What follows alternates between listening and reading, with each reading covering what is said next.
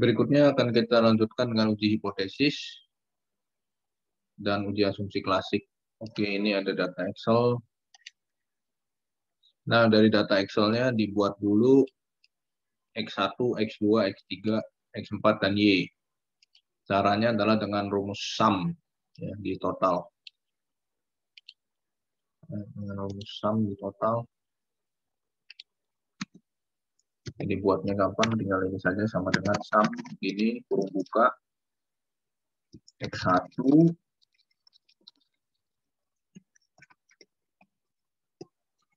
ya sampai dengan X11 sampai dengan X19 di total. Ke bawahnya tinggal di copy saja ya. Copy saja rumusnya sama. Maka kita dapat bajur baru yaitu X1, X2, X3, X4, dan Y.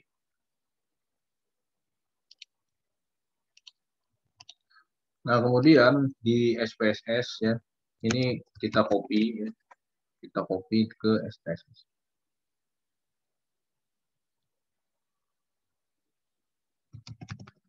Ini di copy kemudian dipaste ke SPSS. Nah, ke SPSS.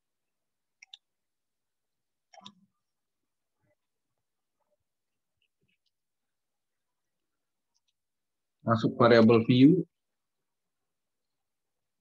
tambahkan ya, habis tadi terakhir kan Y5 ya. Y5 tambahkan X1, X2, X3, X4, Y. Ketik biasa saja X1, X2, X3, X4, dan Y.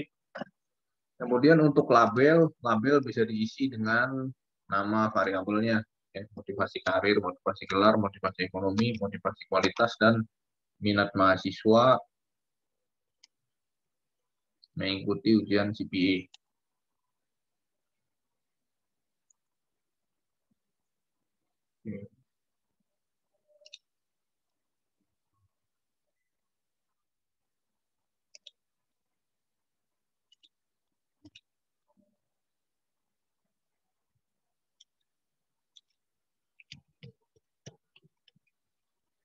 Nah, ini saya akan kopikan di data yang pertama yang sebelum di outlier.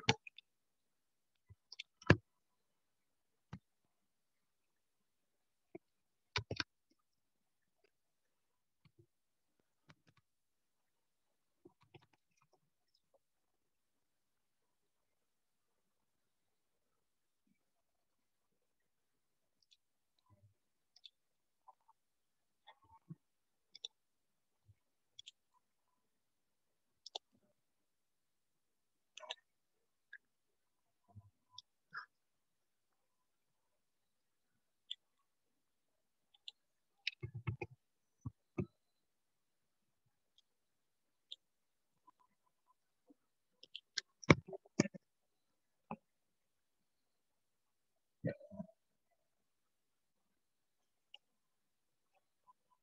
Ini data yang lama sebelum di outlier ada 100, nanti di outlier jadi 99. Ini residual dihapus dulu aja.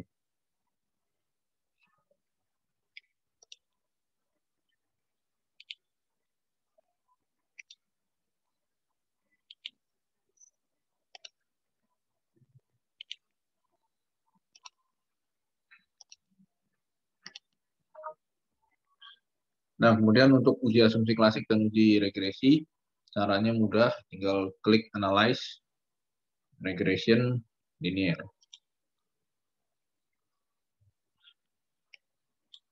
Masukkan variabel Y, minat mahasiswa, ke dependent, dan X1 sampai dengan X4 ke variabel dependent. Kemudian kita klik statistik, Collinearity diagnostik ini untuk uji multikolinearitas, Durbin-Watson untuk uji autokorelasi, case-wise diagnostik untuk outlier, jadi data yang dibuang, supaya nilai Kolmogorov-Smirnov-nya naik kalau mau pakai uji one sample KS. Tapi sebenarnya pakai uji garis normal juga tidak apa-apa, itu salah satu aja. Plot Z spread ke X, S reset ke Y. Ini untuk memunculkan scatter plot, uji multikolinearitas, normal probability plot untuk memunculkan garis normal, uji normalitas. Kalau save kita klik di bagian residual, checklist unstandardized untuk memunculkan unstandardized residual. Klik OK. Klik OK.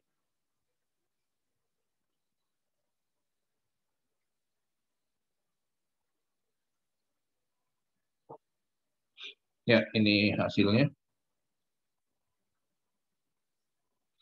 Ini untuk uji autokorelasi Durbin Watson 2,085 ya. Kalau kita lihat di tabel Durbin Watson, dikatakan tidak ada uji autokorelasi kalau nilai Durbin Watson di atas dari lebih besar dari DL dan lebih kecil dari 4 min DU.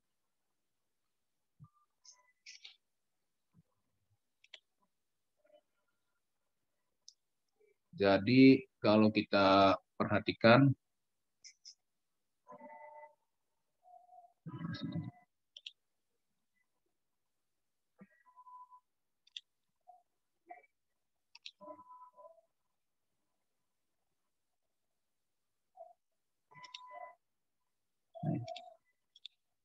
jadi kalau kita perhatikan di sini 2,085 itu lebih besar dari nilai DL 1,59 dan lebih kecil dari nilai D4 min DU, yaitu 4 dikurangi 1,76.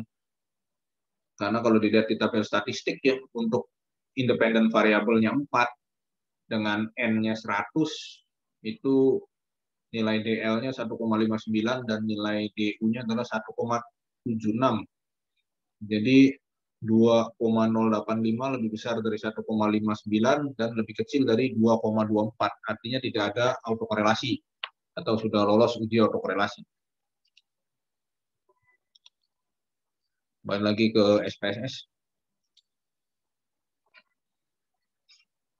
Pada tabel model summary ada R-square dan adjusted R-square. Kalau R-square itu untuk regresi sederhana, adjusted R-square untuk regresi berganda ya. Kalau variabel X-nya lebih dari 1, berarti regresi berganda, jadi gunakan adjusted R-square. 0,444 dikali 100, 44,4. Artinya keempat variabel X, motivasi kualitas, motivasi gelar, motivasi ekonomi, dan motivasi karir, mampu mempengaruhi minat mahasiswa mengikuti ujian CPA sebesar 44,4%. Sisanya, yaitu 100% dikurangi 44,4%, yaitu sebesar 55,6%, yaitu dipengaruhi oleh variabel lain yang tidak dijelaskan dalam penelitian ini. Kemudian kalau untuk ANOVA di sini untuk uji F. Uji F artinya keempat variabel X secara bersama-sama, yaitu motivasi kualitas, motivasi gelar, motivasi ekonomi, dan motivasi karir itu mampu mempengaruhi minat mahasiswa mengikuti ujian CPA, berpengaruh atau tidak secara simultan, berpengaruh karena nilai signifikansi 0,000 lebih kecil dari 0,05 dan F hitung lebih besar dari F tabel. F tabelnya sekitar 2, sekian, 2,2. Ini 20 sih udah jelas lebih besar. Pada tabel koefisien ini ada uji VIF ya. Jadi uji salah satu dari uji asumsi klasik yaitu ada uji normal multikolinearitas. Multikolinearitas bisa kita lihat bahwa nilai VIF-nya antara 1 sampai 10. 2,133, 1,440 ya. Dan dia antara 1,10 dan nilai collinearity tolerance-nya lebih besar dari 0,1. VIF-nya lebih kecil dari 10, berarti sudah lolos dari uji multikolinearitas. Nilai signifikansi dan uji T di sini adalah untuk melihat apakah berpengaruh atau tidak. Berarti yang berpengaruh adalah motivasi gelar dan motivasi kualitas, karena nilai signifikansi atau p-value-nya di bawah dari 0,05. dan T hitungnya lebih besar dari T tabel. T tabelnya 1,95 ya. Untuk N100 itu 1,95. Ini lebih besar dari 1,95 ini juga. Pengaruhnya positif atau negatif? Pengaruhnya positif. Dilihat dari unstandardized beta. Di sini nilainya positif. Kalau motivasi karir negatif, tetapi kita nggak perlu lihat dia negatif atau positif karena motivasi karir memang tidak berpengaruh. 226 di sini. Kalau nggak berpengaruh kita nggak bilang positif atau negatif. Kalau berpengaruh baru kita bilang positif atau negatif. Tetapi itu juga kalau untuk hipotesisnya dua arah. Kalau hipotesisnya satu arah, sekadar berpengaruh saja berarti hipotesis diterima.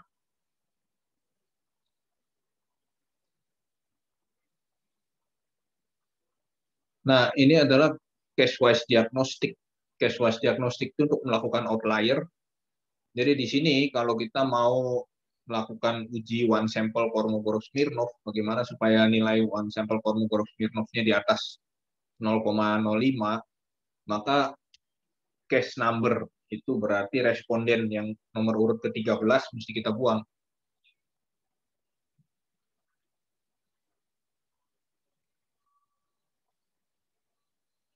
Tabel ini adalah normal probability plot, digunakan untuk uji normalitas. Artinya apa? Titik-titiknya mendekati garis normal, berarti data dapat dikatakan normal. Scatter plot ini adalah untuk uji heteroskedastisitas. Untuk uji heteroskedastisitas, kalau titik-titiknya menyebar seperti ini, berarti lolos uji heteroskedastisitas karena tidak membentuk pola tertentu.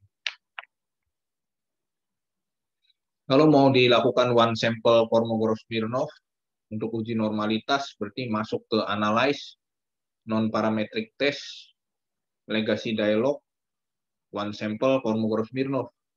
Masukkan nilai unstandardized residual yang didapat dari hasil olah data tadi. Nah, di sini bisa kelihatan bahwa nilai one sample Kolmogorov-Smirnovnya 0,019, jadi di bawah 0,05. Kalau ingin dapat sampai di atas 0,05, maka dilakukan outlier. Yang di outlier mana data yang ke-13 tadi ya. Data nomor ke-13 di outlier. Nah, ini kalau data yang ke-13 sudah kita outlier, jadi masuk ke Excel, buang yang data, nah ini ya, responden ke-13-nya dibuang. Berarti kalau tadi datanya itu respondennya ada 100, sekarang tinggal 99. Karena responden yang nomor urut ke-13 dibuang. Copy lagi. SPSS.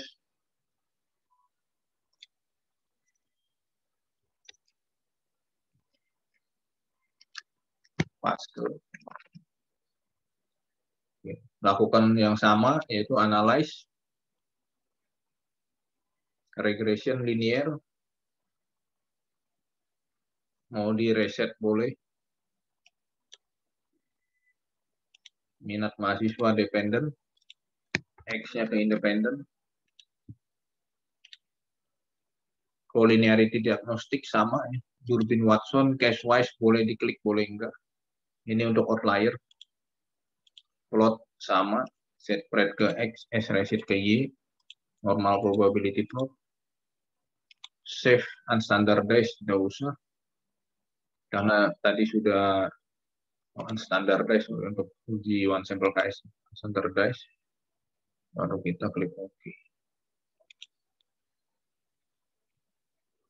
Nah, ini uji hipotesis lagi. Angkanya berubah, tetapi nah ini ya, Durbin Watson-nya jadi 1,936. Ini tidak terlalu banyak perubahan, yang signifikan tetap, yang tidak signifikan juga sama. Motivasi karir tetap ininya negatif, motivasi gelar dan motivasi kualitas tetap bersignifikan.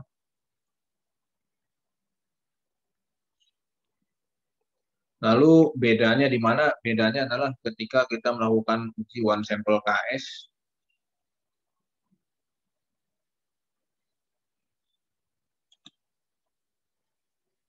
masukkan yang kedua ya, unstandardized yang kedua, yang setelah dikurangi satu sampel tadi, sampel ke-13, masukkan di sini.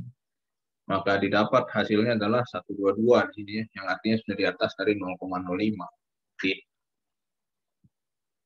Adapun kalau untuk uji turbin Watson-nya 1,936, apakah angkanya itu aman atau tidak? Sama saja ya, 1,936 aman karena 1,936 tadi di atas 1,59 dan di bawah 2,24. Itu dari penjelasannya. Jadi tinggal diselesaikan saja.